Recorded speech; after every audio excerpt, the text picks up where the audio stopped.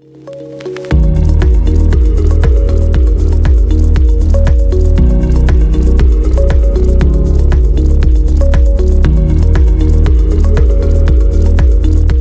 good afternoon. I'm Royce Aguilar. I'm Department Head for Retail Research, for First Metro Securities. So thank you for attending today's stock market wrap up. So let's get started.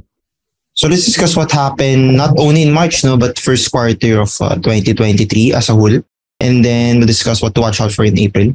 And then we'll mention our stock picks and then select traders playbook reports. So what happened in first quarter of 2023, diba? So let's put everything na. So in March 2023 alone, the PSCI ended lower by 0.9%. So we closed earlier at 6,499.68. So now year to date, the PSCI is down by 1.1%. Okay, so what made the market rally? Punta muna tayo sa January.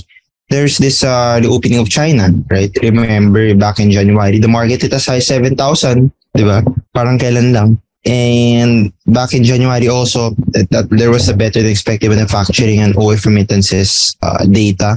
And then punta muna tayo, what made the market pull back? Feb, diba? What we gained in January was already paired in Feb alone. So higher than expected inflation sa Philippines. Diba? Remember the 8.7%, there was this MSCI rebalancing. And then because of the higher than expected inflation, central bank officials turned more hawkish, right? So going to March, first week of March was also interesting. Because there were now worries over troubled banks in US. Diba nagsimula yan kay Silicon Valley Bank, meron pa Silvergate, tapos naging Credit Suisse, recently Deutsche Bank. And then last week, the market digested the lower policy hike, na recall 25 bips. And what we keep on mentioning is what's more important is what are they saying in terms of what will happen moving forward. So they signal na baka mag-rate hike pause to ease the recent turmoil in financial markets. So that made the market rebound a bit, right? So basically, that's the highlight for the first quarter, So if you take a look at the chart, it's updated as of March 31st. So yung 6,600 resistance siya ulit, right? You can take a look at the 50. I think that's the green there's, I think the 50 DMA. But bottom line is for the past 2 weeks, the market has mostly traded within 6.466 mostly. Kasi nag-overshoot sa below 16, nag-overshoot above 6.6. But it closed between that said support resistance level. So that really signaled that the said levels remain to be key support resistance. So now, the market has to stay above the 200 DMA, yung 6.492. Diba? And the market closed at 6.499, slightly above 6.492. Because usually the 200-day moving average is an indicator used by a lot of fund managers for kasi longer term moving average yun. So if it trades back below 6.492 or the 200-day MA, the market might further correct. Diba? And we reiterate our view na kailangan mag-break above 6.8 kasi 6.8 parang If mag-break above 6.8 parang high siya, diba? As compared to trading yung 6.6 na yung recent high. So it has to break above at least 6.8, preferably dapat mag 7K. So now we'd like to discuss the banking crisis na 2023. What is shown here on the slide is a timeline.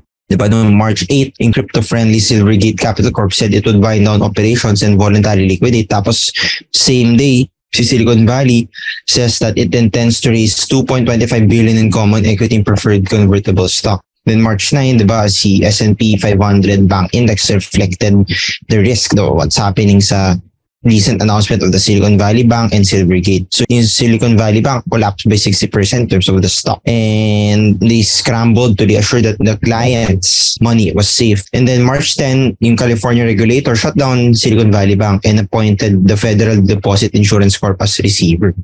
And then on March 11, the US Fed and the FDIC weighed the creation of a fund that would allow regulators to backstop more deposits at banks. Basically, this is the support ang bilis. And then March 12, si Janet Yellen, former US Federal Reserve Chair, part of the Biden admin, says that she's working closely with banking regulators to respond to the collapse of the Silicon Valley Bank. And then US officials later said that the Silicon Valley Bank customers will have access to their deposits. So that's good. And the Biden administration reiterated na basically customers will be saved, but the investors will be zeroed out, which makes sense kasi I recall Biden saying that this is a country na capitalist country. So may mga risk talaga in terms of investment. Nevertheless, yung customers were reassured that they would have access to their deposits. In March 13, si HSBC acquired the UK subsidiary of Silicon Valley Bank for £1. Grabe, di ba?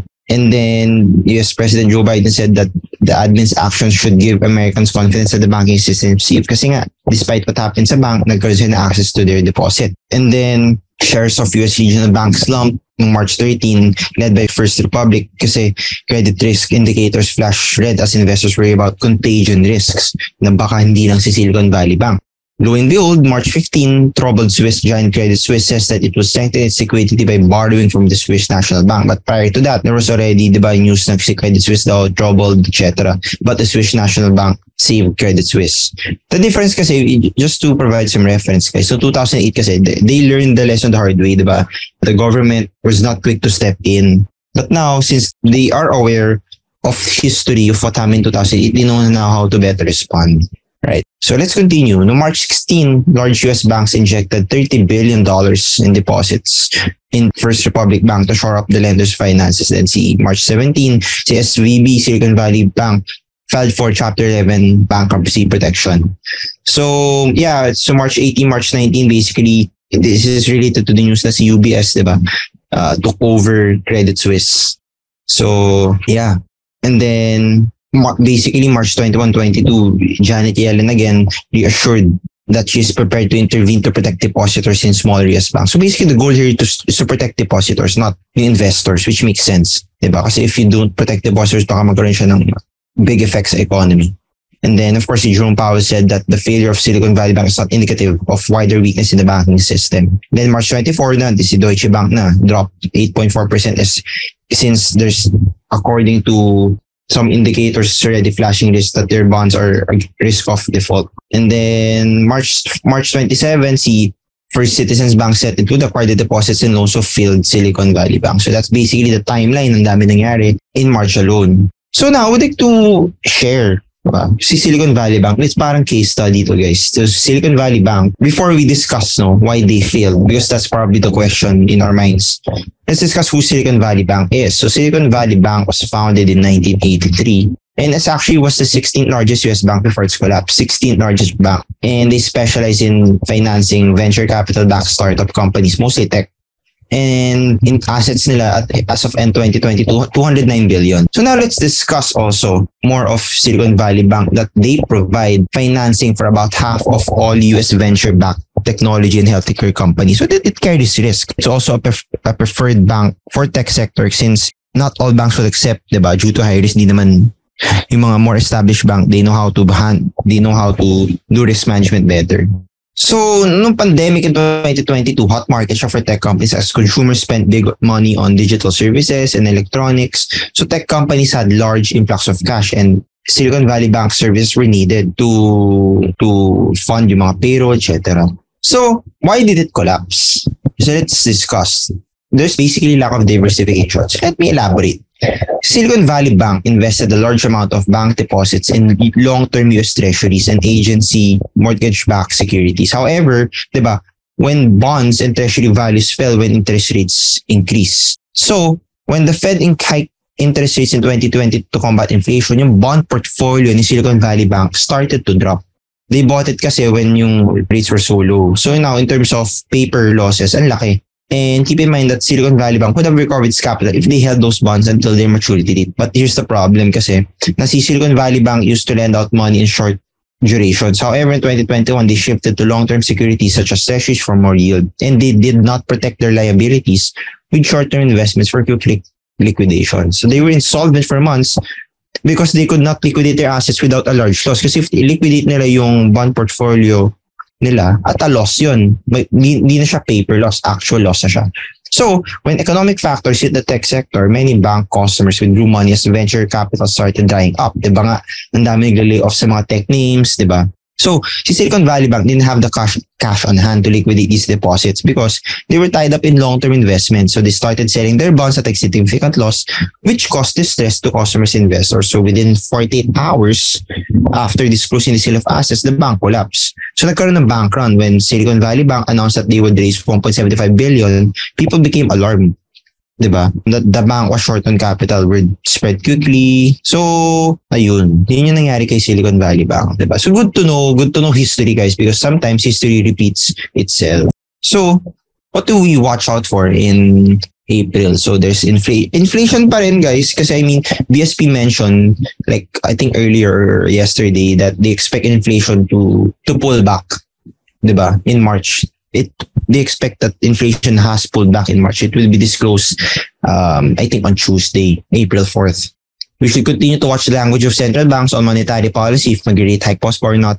And of course, this banking crisis, there's something that will come next. Because there are repercussions, diba? Etong higher interest rates, basically was the cause of Silicon Valley Bank's demise.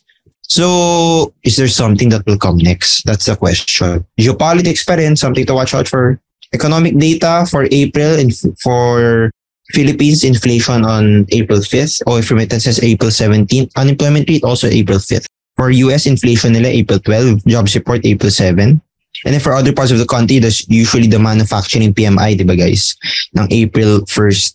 And then EU inflation, April 19, Japan inflation, April 2022, China GDP, April 18. So now let me reiterate our stock picks, right? I mean, I think there are additional insights naman, especially dun sa second theme namin. But for those who haven't attended our prior events, we would like to highlight that for this year, we recommend being selective in your picks, being active, not necessarily everyday active, but yung point is, usually diba yung recommendation, you look at your portfolio once a month, etc. We recommend a bit more frequent than that, like perhaps weekly, diba? Because a lot can change every week. I showed you the timeline nung March pa lang, ang daming ganap every day. Nevertheless, selectivity is a key to outperformance. And here are three teams why on which stocks we prefer. About defensive names muna. So let's discuss the defensive names. For defensive names, we like these names kasi they have defensive revenue streams and secular demand drivers. So basically, mga staple names to, guys, na despite a tough economic environment, despite an inflationary environment, these names will likely outperform. So CNPF target price is still 29 pesos. Diba yung mga products that are top of mind, 555, Century 2 in Argentina, Birch 3, diba yung milk. So kahit magtipid yung mga tao, Disney, ito yung mga brands na bibili nila kasi ito yung one of the cheapest and yet well-known brands. Diba?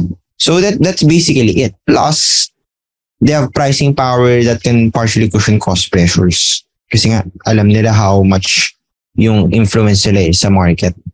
And then they also have an export business. So for example, if nanghina yung peso, lumakas yung dollar, they have hedged for that in terms of earnings-wise. Ayun. So for RHI, these brands, these are under RHI, CD Generics Pharmacy, Handyman, True Value, Uncle John's, previously Ministop, Toys R Us, Southstar Drug. So for RHI, your target price remains to be 70 pesos. It's a mall reopening play. We like to remind people about that, mainly because of all, diba sa property segment, merong malls, office, saka residential. We're more positive on the mall side, and who will benefit from that? Yung stores inside, diba? Hence, si RHI, yung stores inside Robinsons Mall should benefit. And amid the rising inflation environment, ito si RHI can pass on cost to their mid to high income target market. So target price for RHI is 70 pesos. For URC naman, top of mind products to Jack and Jill, Blend 45, yung Nissan Cup Noodles, they distribute Swiss Miss also. For URC naman, you will notice na their share price remains resilient despite the market pullback. And it shows the earnings, it shows the nature of the business, how defensive it is. So our target price is 150. So kumbaga, our recommendation is you just accumulate on pullback. It's a down trading beneficiary, diba? Especially right now, back to school, ano ba yung mga top of mind baon ng mga children, right? And they have a net cash position of 2.1 billion. So they can be on the lookout of mergers and acquisition opportunities where you're seeing a lot of companies now, diba, involved in merger and acquisition. URC could be one if they prefer to. And then for theme number 2, si REITs. Diba? For REITs kasi, we would like to highlight na yung REITs are recommended, like one of our top recommendations in your watch list. No, parang it's, you can gradually come in now, but the main theme kasi is, when the Fed gets very close to a pause, that's where you can potentially lock in better yields. Diba? And as mentioned kanina sa economic review natin, na the Fed and BSP are already talking about a possible pause. So it's best to gradually position on these REITs already. But of course, what we always like to highlight is we don't like all the REITs. Diba? Ito yung preferred namin, C-REIT, M-REIT, RCR. So for C-REIT, target price 254. We like to reiterate kasi na they enjoy guaranteed rental revenues. Diba? They have long-term contracts, 20 years. Weighted average lease expiry nila 20 years, meaning they can say na okay, ito yung minimum likely kitain namin this year, next year. So of course, for dividend yielding, yung mga investors, yung mga investors that prefer dividends, you have a bit, you can be relieved when holding these names. Diba? That's the point. So, yep. For the next two names, as always, we like to mention na ito yung mga names na not only big, but in terms of occupancy rate, well above average. So for M-REIT kasi, yung blended occupancy rate niya as of September 2022 is around 95%. For RCR is 98%. Tapos, nakakapagtaas pa sila ng escalation rates of 5 to 10% annually to their tenants. And we had this asset tour, to take a look at, again, okay, post-pandemic, recovery, kamusta na yung mga office space nila, and we went and there's huge potential and we can conclude talaga yung occupancy rate numbers nila. For RCR, it's the same. Diba? When we went sa tour nila, meron pa sila mga co-working space. Ito yung parang trend right now kasi diba, the office space, the office segment on a national level is struggling, but these two names are doing well, and because they have adjusted to the times, they have co-working space na kasi yung mga office na work from home, minsan gusto pa rin nila i-meet yung mga employees nila, so they avail of co-working space. Diba? They just pay monthly, quarterly, ganon na yung technique na yun. So target price for RCR 6 pesos. And then, how do you position on these third team undervalued names? So si RLC have been sold down for quite some time. Security Bank has shown some strength, if you notice, guys, na above 100 at one point. So ngayon nasa 90. So take advantage. You know how potential na it can rise diba, in terms of share price. And for RLC, we would like to continue to remind lang na okay, we understand na parang nakainip rin, yung share price, parang new low, etc. But ito na lang, yung mall recovering. Si Robinson malakas sa malls. Tapos yung office space niya, again, above average occupancy rate. Si RCR, 98%. RLC as a whole, plus yung mga office na hindi kasama kay RCR, 92%. Diba? A lot of office names are struggling, but we have to recognize that si RLC is outperforming. It's just going to take some time for the market to be reminded for that one. So, of course, for long term, ito yung Bridgetown project nila. I think 31 hectares worth 66 billion pesos, more than nearly the market cap of RC right now. It's something to look for the long term. Okay, mag-invest ako kay RC not only for the now but for the future. For SecB, target price namin is 109 pesos. Again, as mentioned, we like the banking sector. Of course, we can't cover lang si Metrobank because we're part of the group. But nevertheless, Metrobank is also one of that undervalued name. But officially, under First Metro Securities, si Security Bank yung undervalued sa banking sector. Don't get us wrong. I mean, we like BDO, we like PPI, but which stock can you outperform share price-wise given the valuation? Security Bank. So again, ito year-end target namin, top picks, defense is the best offense, beneficiaries for central bank pivot, and undervalued names. Yan. So take some time about gusto nyo screenshot. But again, we'll present this every month, and we presented this already sa Outlook namin. Outlook event, Traders Playbook event, right? So top picks so far, so ito siya, I mean, this is as of end March, Hindi ko lang napalitan, but this is as of end March. And it's outperforming the PSCI so far. Market cap and equal weighted. Yun. So far so good for our picks. So in terms of key traders playbook reports, we have a lot na we publish naman every month. But we would like to highlight lang a couple na maybe you could be interested in. Ayan, so we have ICTSI that's reporting earnings above consensus expectations. Diba? Si ICTSI, you will notice, if you take a look at the share price, it's always parang siya isa sa mga uptrend. Nagpo-pull back siya but it remains to be an uptrend. And it's because it is continuing to exceed expectations sa earnings, not only growing by double digit, but exceeding analyst expectations. Of course, they're cautiously optimistic about now given the economic headwinds, but the outperformance is there and they have concrete targets how to go about their cost efficiency, etc. Something you can consider. Eh nga, 'di ba, uptrend pa rin siya. If you zoom out the chart further, makita mo clearer uptrend. So for us, if it breaks above 220, 'di ba, this one, the immediate resistance, may be good for traders to accumulate. Next is Apex Mining. For Apex Mining, it's interesting because perhaps if there is an economic slowdown or recession, usually investors flock to gold. So the question here is, sino ba yung gold play sa PSE? Sino yung exposure sa gold? It's actually Apex. Like over 95% of its earnings of its sales for the past 3 years, mostly sa gold. Yun. So gold play siya. Yun yung basically play namin kay Apex. For Apex lang, perhaps if it breaks above 2.10, good to accumulate. Yun siya. Alright, so yeah, let's start answering your questions. Okay, so good question.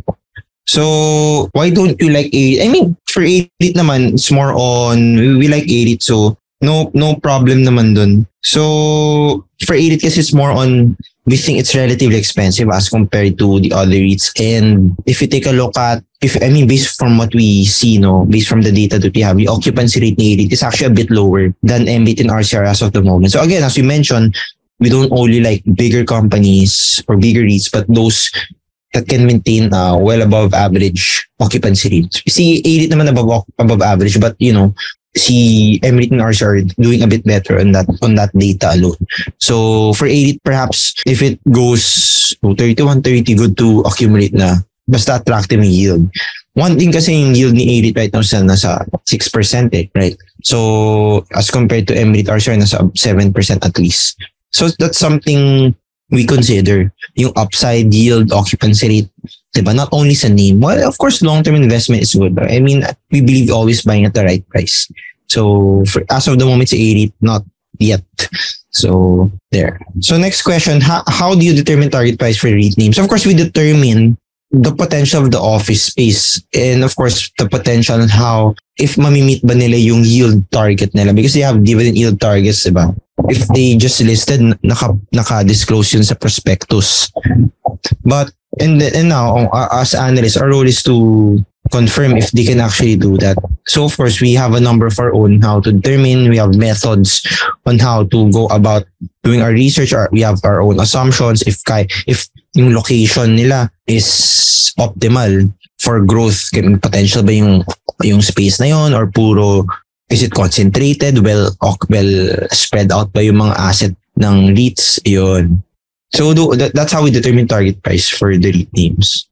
So good question. Any impact of the failing overseas banks in the Philippines? Well, we like to mimic lang what PSP said na, the banks here are safe, at least the bigger banks. That's why I showed to you earlier how Silicon Valley Bank failed. Mostly because of lack of diversification. And CBSP reiterated that at least for the local banks, at least the bigger banks, they're well capitalized, they're well diversified. Diba? So worst case, if may bumagsak na bank sa Philippines, baka yung mga smaller ones lang na that will not impact our economy significantly. So I believe in that also. Next question, any info on Phoenix now that they have failed to pay out preferred shares dividends? Well, I believe they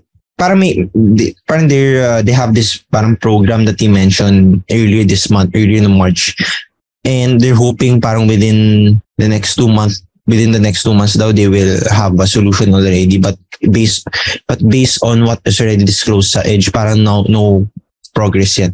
So we'll have to watch out for that rin. So ayun. Okay, so good question. It's regarding the gap up and gap down prices during the round of the day. Very interesting also. Well, usually those types of price action you only see pag rebalancing, but there's no rebalancing naman. It's parang window dressing kasi usually pataas, but you could actually do some window dressing where you actually sell, especially if you're selling companies na tingin mo mag-underperform sa earnings or at a loss, diba? Something like that. So we are hoping that those price will normalize in Monday. So si Ali down 7%, maybe perhaps it could rebound a bit on Monday. So if you're a long-term investor, you could take advantage of that. But to answer your question, pag yung liquidity ng market is so low, dun madali mag-gap up, gap down. And unfortunately, that's the situation of our market right now, na medyo low yung liquidity. Mainly because ang daming risk pa rin globally, and tapos may inflation pa. So there, I hope I answered your question. I mean, the expectation here now is on Monday, perhaps it could rebound a bit. If you're a long-term investor, you can take advantage of that, assuming the names that have dropped are fundamentally sound. Diba? So, yun. Okay. So, there's this question regarding, yun nga, yung underperformance sa PSEI as compared to Asia. I mean, there's a statement rin na, I think, from Governor Medalla, BSP Governor Medalla, that perhaps hindi pa tapos yung rate hikes and they will base from inflation, which is a good strategy, but I guess that statement lang spooked a bit some investors, especially nag-rebound yung market recently because of expectation na magkaka-rate hike pause, but that was not the case So in terms of his statement, so baka lang take profit ang some market, take profit ang some investors. So now your question is regarding Monday also. For Monday kasi, there's a disclosure sa Edge na parang may equity restructuring. And in terms of our initial view, so far kasi the intent of the equity restructuring is for Monday to still be able to give dividends. Kasi si Philippine corporate law does not allow companies to disperse dividends if in a deficit position. So the restructuring was made to offset and eliminate that 7 billion pesos deficit. So I answered your question. So hopefully that will be cleared up further. So next question, given the positive valuation of CREIT and that the price has closed just below target price, is it best to accumulate further or reduce position? Well, for CREIT kasi, it's a good question. You accumulate, assuming about 7% yield it can give. Tapos let's just say, if the price is 3% below target price, parang it's a signal na, okay, if you want at least 10%, then that's the time you can buy na. Perhaps 3% below, diba, the target price. If you want at least 10%, if you want 12%, then buy 5% below our target price, something like that. So, yeah. Okay, let me see some more questions. What do you think about Semerara? Ako sa Semerara, good dividend, definitely good dividend yielding name to hold. Diba? But we have to recognize na even according to Semerara, I mean, if you're expecting share price appreciation, like baka bumalik ng 40, unless meron ulit power crisis, we do not expect Semerara to revert to that level. Keep in mind na nag-40 pesos si Semerara before kasi, diba, may power crisis, tumaas yung coal price, etc. Diba? But for now, si Semerara, you can treat it more as a dividend yielding name na it gives dividends at this certain period of time. You also have to consider kasi na according to Semerara themselves, that they expect coal prices to normalize this year. Normalize meaning pull back, correct, 30% daw. So, that being said, if you're holding Semerara and expect share price appreciation, perhaps you should lower expectations. If dividends, definitely. Cash flow niyan, sobrang lakas. So, parang lower the better. 30, 27, something like that. If wala kang hawak ng Semerara right now, buy na lang after the dividend X date. Dividend X date niya is on April 5th. So buy after Holy Week. So, but expect for dividends now. Hold for dividends. Yun. Yeah, thoughts on telco and pure gold. So for telco kasi, we're underweight telco, meaning we're not so positive on telco. Mainly because there's significant competition on the mobile space, diba? That's why we kept on telling pag may nag-a-ask sa amin regarding Globe, na si Globe andun yung potential ni Globe. But it's just so happen na si Globe heavy sa mobile. And since we think mobile is competitive, Globe can underperform. So for PLDT, I mean, despite the issues, yung target price namin 1,515, so already take into account all the bad news sa CapEx, etc. But for telco as whole kasi we're underperform. Kasi okay, yung right now, if you take a look at data, tabay voices, SMS, kinakannibalize na yan ng data. So let's talk about data. For data naman, the challenge sa telco is monetizing data. Because before, you can buy a certain data at a higher price as compared to now. Di ba? Mas bababa na yung price ngayon. Puro may andaming promo, etc. So of course, that's good for us. But for the companies, competition yun. Panipis na ng panipis yung kita nila moving forward. That's one. Data challenge, data monetization. Next is regulatory. The regulatory is leaning towards opening the telco up to more competition. Again, good for us. but not so good for the incumbents, Globe PLDT, diba?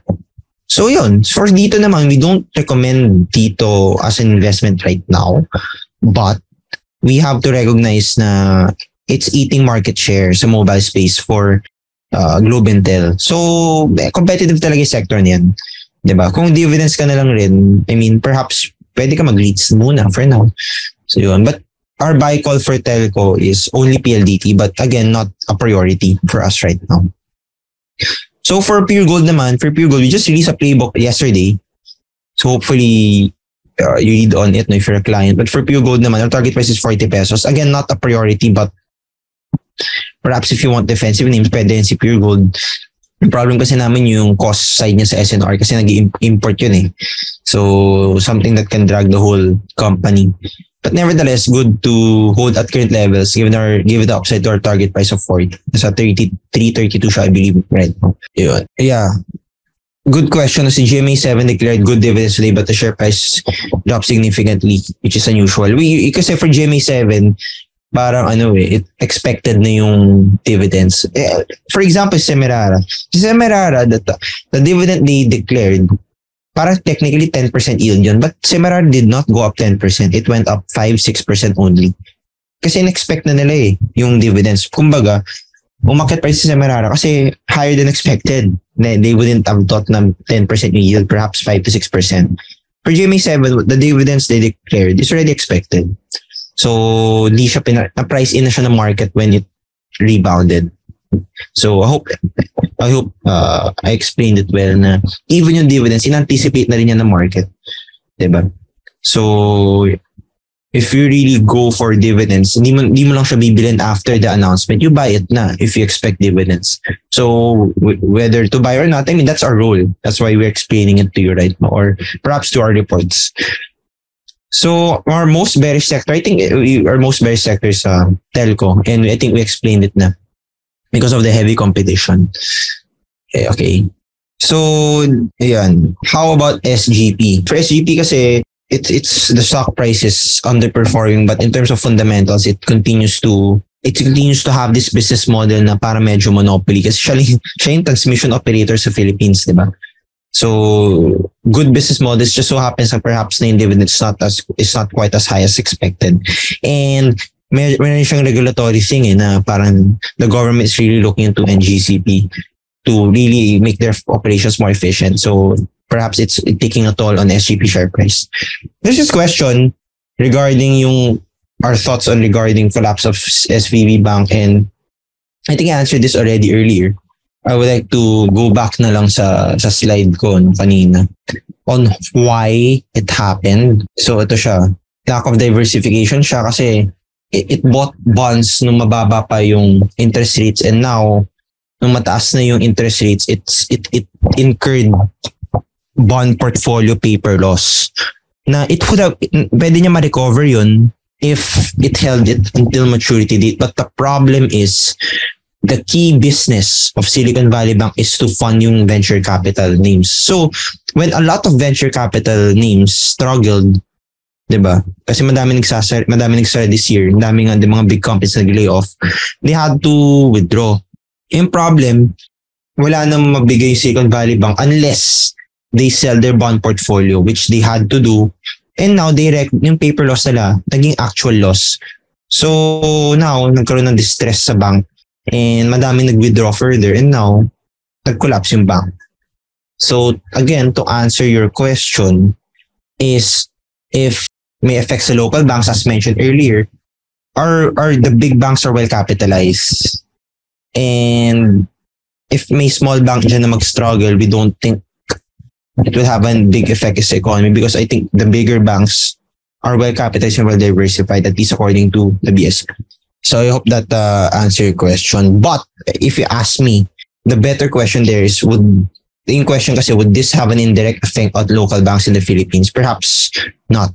But would this have an indirect effect on the economy in the Philippines? I mean, if the repercussions of high interest rates, pwede. If mag-slow down yung economy, pwede tayo ma-apektuhan in some way. So that's something to watch out for pa rin, diba? Banking crisis, what's next? Meron pa bang crisis out there? that was brought about by the tightening of interest rates. Usually there is. So, so let's continue to watch out for news and yun. Okay. So yeah, I think, okay, sige. Last question. Thoughts on Alternergy. For Alternergy, I have to recognize now, well-diversified yung portfolio nila. They have wind, hydro, tapos meron silang battery energy storage. It's good. But I think kasi a lot of their projects, parang their growth prospects is hinged on a lot of projects pa. So if you take a look at it now, it's not earning as much. I believe net loss pa yata siya. So you have other options there which have better prospects, bigger projects na investors might opt for. Especially right now, dumadami options for renewable energy, right? And a lot more established power companies are reverting to or diversifying to renewable energy. So for Alternergy, while it could do well, meron siyang execution risk. Execution risk meaning baka ma-delay yung project. May execute niya ba on time? Delays are usual. But the point is for Alternergy, bunch of their projects are hinged on execution or on future operations. So maliit pa siya ngayon eh. But the potential is there. It just so happen I won't expect much share price movement for it now. Especially in daming bigger projects na, for example, kay SPNEC, tapos si Avoitis Power, Meralco, si FGen, establish RE, diba, yung exposure niya. So, investors will focus on that first, yung mga established ones, especially madami ng options. So you pick the best, you pick the better or the more established ones for now. So yeah. So I hope I answered your questions, guys. If you have more questions, feel free to contact us sa customer service or sa Facebook, post lang kayo there sa Facebook group namin. Feel free to read our reports. So thank you. And this has been Royce Aguilar, Department Head for Retail Research of First Metro Securities. As always, in First Metro Securities, it's #YourFutureFirst. Thank you, everyone.